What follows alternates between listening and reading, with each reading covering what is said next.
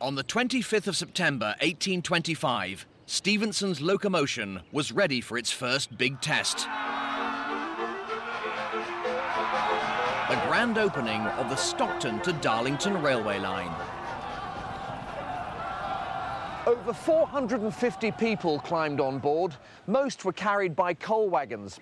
But for dignitaries, Stephenson built this, the world's first passenger carriage, what actually looks like a mobile garden shed. Stephenson called it the Experiment. It seated 18, but with no suspension, it must have been an uncomfortable ride.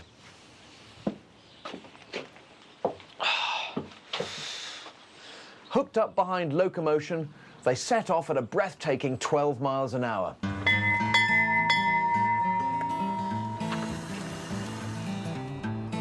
Over 40,000 19th century train spotters witnessed the world's first passenger steam train leave the station. But it must have been intimate with 17 other people in there, that's for sure. Kind of place you want to be alone with the Pussycat Dolls. This engine is an extremely innovative evolution of Trevithick's first high-pressure locos. Instead of one, there are two cylinders, positioned vertically inside the boiler. Using two cylinders increases the power of the engine, and they're designed to operate out of phase. One is always half a stroke behind the other.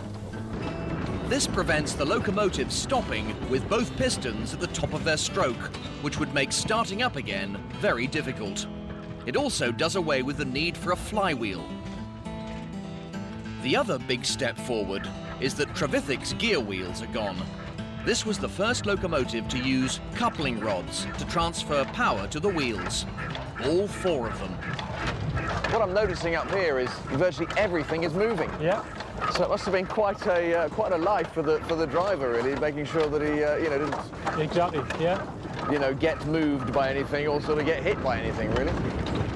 Although she took some passengers, locomotion was built primarily to haul coal, and in that she was a success. She was a loco for hire on a line that anyone could use for a fee, a business model based on the canals. Mine owners paid by the ton, and 10,000 tons of coal were transported in the first 3 months alone. But the line had teething problems. To begin with, it wasn't a dedicated steam line, so the steam locos were constantly being held up by slower-moving horse-drawn wagons. There was no real timetable, and crucially, it was just a single line, with occasional sidings and passing places. It was chaos. Locomotion would frequently come face-to-face with other wagons. With rival companies refusing to back up into sidings, bitter feuds and even fights frequently broke out. Hey, you! Back up, damn you! I need to be in Stockton by the night! All right, keep your hair on. Thank you! The railway and Stephenson's locomotion were great engineering triumphs of the day. But ultimately, the Stockton to Darlington was a glorified tramway. The first real railway was yet to come.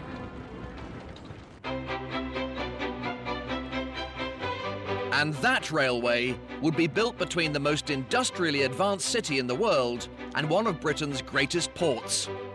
Manchester, with its 30,000 steam looms, was the cotton capital of the world. Liverpool traded raw cotton from America and sent finished fabric around the globe. This would be the first fully steam-driven line, with double tracks, stations, freight, fast passenger trains, and even a timetable. Not a machine as such, but certainly a great feat of British engineering. And who else to build it but George Stephenson? Transport between the two cities had always been important. 100 years earlier, 70 pack horses a day left Liverpool for Manchester. Once the roads improved, the first stagecoach ran in 1760, and the building of canals saw the city's growth rocket. But the canals were big business.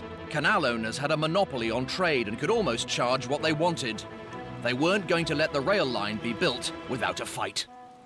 Stephenson's original planned route ran through land belonging to three powerful canal owners, Lord Sefton, Derby and Bradshaw. They made Stephenson's job of surveying the line impossible, blockading their land and even firing live rounds. By the time Stephenson's route was presented to Parliament, there was plenty of anti-railway propaganda. First, they were dangerous. It wasn't unheard of for boilers to explode. But the railways, they said, would also be the death of stagecoach hands. Horses would starve, cows would stop grazing, hens stop laying, and pregnant women would miscarry. Getting the bill through was going to be a challenge. It didn't help that the survey was a bit of a mess. The height of the route passing over the River Irwell was found to be below the flood level of the river. Not a good start. The bill was thrown out. So a new surveyor was hired, one with a bit more political nous, Charles Vignol. Vignol rerouted the railway, bypassing some of the greatest objectors and canal owners, and bought off the rest. In 1826, the bill was passed, and Stephenson was rehired to take on the immense engineering challenges of building the line. Crossing a deep valley required the building of the 9-arch Sankey Viaduct.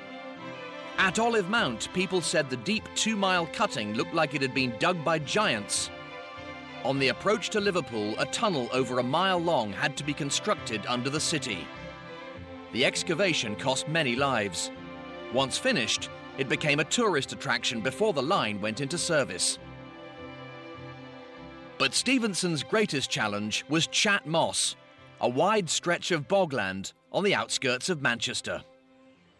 Chat Moss could easily swallow a horse and cart. Stephenson had to figure out how to build a railway across it. I wouldn't drive a locomotive across that. After some failed attempts, he got some help from the locals with some tried and trusted low-tech engineering. First, he created drainage pipes from old barrels, which he sank either side of the line. Then he laid woven wooden mats on the marsh, with brushwood and gravel on top. The weight squeezed water from the moss into the drains. Eventually, the land was so solid, rails could be laid. In 1830, the line was finally complete. Over 30 miles of double track had been laid on stone sets or wooden sleepers. It was an engineering masterpiece, and of course required the best locomotives in the land.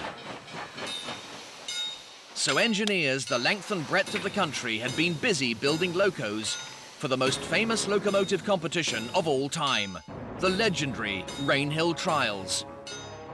The winner would take a £500 prize and a contract to build locomotives for the new railway line.